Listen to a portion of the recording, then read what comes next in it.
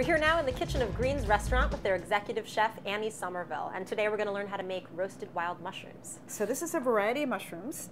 These are actually the true wild mushrooms. These are hedgehogs, and they are a mushroom. These are coming from Oregon and Washington. These are actually cultivated mushrooms. This is called a beech mushroom. It's a brown beech. This is a white beech. And then this is a king trumpet. Ooh. And these are also known as royal trumpets. They're also known as orange mushrooms. And all of these are grown organically. Let's go. Okay. So we've got, these guys are pretty much ready. And the thing about these is they're very delicate. They tend to shrink down.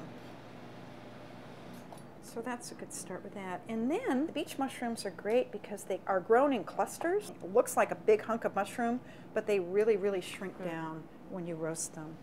We'll do the same.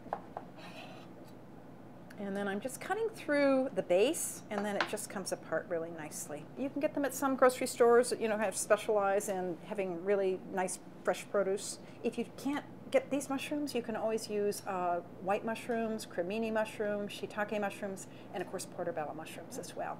And that will generously serve probably 3 people. These are just very tender sprigs of thyme. And then we have sage leaves. Fresh sage, unlike dried sage, it's not so strong. Dried sage I'd be careful with, but with a fresh, it'll just cook right down. And then here we have the oregano. I'm just going to break that off into a few sprigs.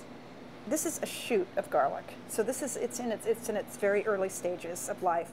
This is very tender. We're just going to chop this up. We can go all the way up into the greens. And the green up past here, I would save these, and you can just use them for soup stock. But what happens is, as the garlic plant matures, the shoot will become bigger, and then ultimately it will feed the bulb, which will begin to develop at the end.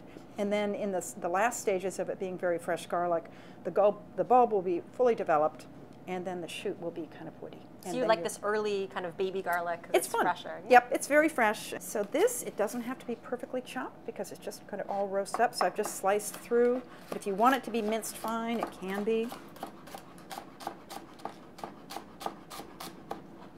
There we go on that. And then I'm going to combine this with some spring onions. And again, the tops can be saved for stock. If you don't have access to this kind of an onion, you could use shallots. There, okay. So we're just going to toss those together.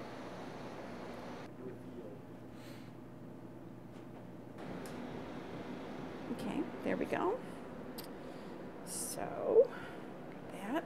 Now, a little olive oil, and this is just a nice extra virgin olive oil, and I'm just going to sprinkle on a little bit of sea salt. And then some freshly ground pepper, black pepper. And the thing about both the salt and the pepper is you can always add more later. Because usually I always like to leave room at the end for a final seasoning, which you almost always need.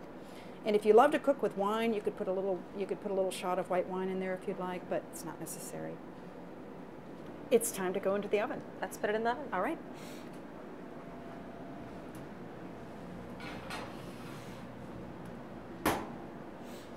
And that should take 20 to 25 minutes, and that's at 450 degrees. So it's a fast, kind of hot roast.